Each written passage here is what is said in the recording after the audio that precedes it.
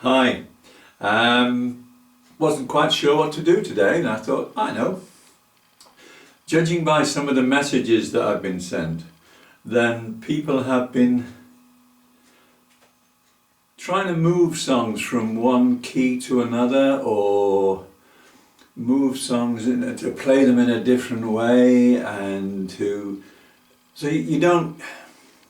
It's like people painting. You either try and replicate a photograph, or you paint something that you feel expresses what you're trying to say. And I was chatting with an old friend of mine called Richard, who's moving back up to Yorkshire. Hooray! And discussing a couple of things, and you play guitar because it's the only way, particularly in these stupid days that we live in, that you can stay sane. It's the only way you can restore your spirit. You pick up a guitar.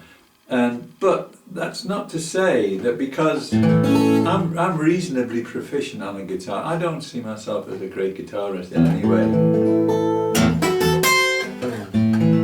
But I do like Mr. Brunsey. I don't get any more thrill out of, one guy sent me, a guy called Joe Clark sent me a message saying, I do remember you playing this, a long A.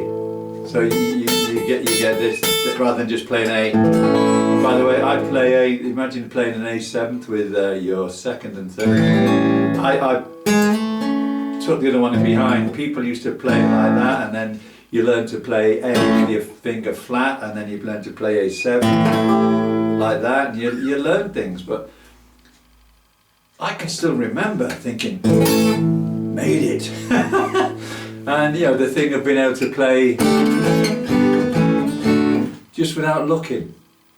And I spent hours doing that. D, A, G, A, D, A, G, A, D, without looking at the guitar. And then there was a thing to see if I can do it. Yeah, up to the fifth and seventh without looking. And these are good, these are things that I do because if I'm trying to pull an audience in, if I'm performing the blues, and I do suddenly open my eyes to see if anybody hasn't run off, because I do tend to shut my eyes and just come in when I'm performing. And it doesn't mean I roll back. A few corrections. I mentioned when I talked about Ullapool that it was John Smith, that there was the Jerry Reed. It's a guy called Richard Smith, and there's been a few other things that I've got wrong. Alan Jones doesn't live in the northeast, he lives in Scotland, and you should look up Mud in Your Ear. Excellent, absolutely excellent. You obviously know all about Lee Bates and Struggle Buggy. Ray Stubbs, love him. And there's a young guy I know who's in Sheffield for a while. I think he's doing a gig there soon, called Will Severs, who plays some really nice stuff. These are people you should either invite into your group, or you should look up on YouTube or Bandcamp or anything else. By the way, if you go onto Bandcamp, you can listen to all my stuff, as I said, without having to pay anything. There. So, I come to Crossroads. Okay, I don't own, I've got a situation. I love the song. I don't own a guitar I can play slide on. I can't find a slide that works but doesn't fall off my finger. Loads of things, but I really like the song and I want to do it. So do it. Just do it. I do it in A. So I just do it, just as an example, just play an A chord. I went to the crossroads. I fell down on my knees.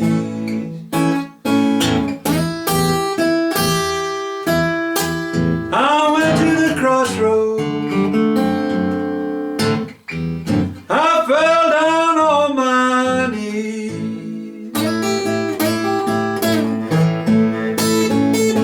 I said, Lord above, have mercy.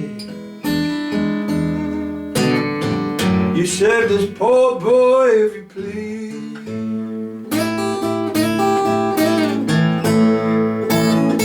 Standing at the crossroad. I tried to flag a ride, standing at the crossroad. I tried to flag a ride.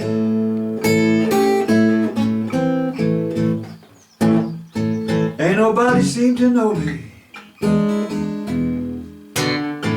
Everybody passed me by.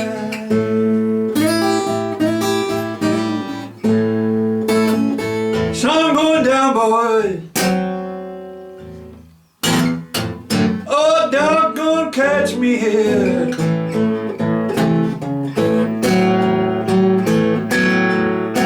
Sun going down, boys. Oh, doggone, catch me here.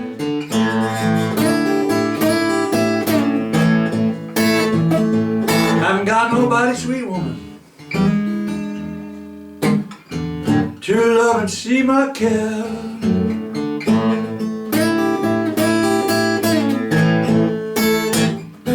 Well, you can run, you can run. You tell my friend, poor Willie Brown.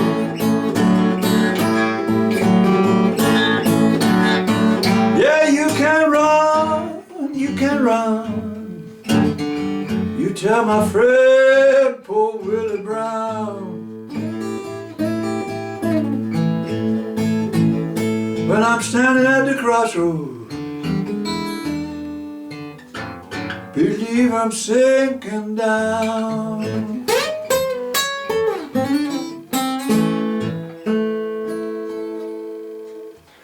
That's just a variant. You just strum the chord. Just strum the chord anyway. I played D like that, by the way. It's called a D9. First finger on the second string, third finger on the third string, and then second finger way over here on the bass. And it's a, if you play it all like that, it's a bit of a discord rather than having a seventh, completing it that way. But it works because you can.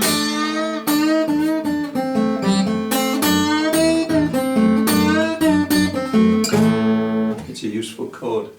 So that's probably it for today. I'll think of a grand finale for Wednesday.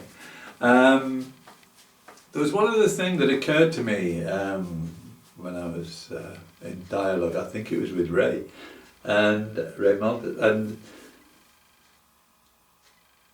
as I say, I used to be a much faster guitarist, but I had a car accident, and then this fingers just didn't work as much, and you get older and things change. But I think it was either late 60s or early 70s. When did Sabre Dance come out? Look up when Sabre Dance came out. And that's when life turned upside down. Because as a kid from a 2 up 2 down in Liverpool with an outside loo, other kids at school had cars and all sorts of things to make their social life better. You had to find any trick you could, really, and not being a particularly handsome kid, then you thought, guitar. I went to folk clubs and I watched all these people staring intently, and I thought, bit of adoration, could do with some of that. Yeah, I'll have some of that. And I have had some of that. It's been very pleasant along the way. But it was Sabre Dance. You go down to Leeds Uni on a Saturday night, looking to have a dance with someone, and suddenly it's and everyone decides, I don't like dancing much, I'm going to stand down the front and just watch the guitarist play the guitar.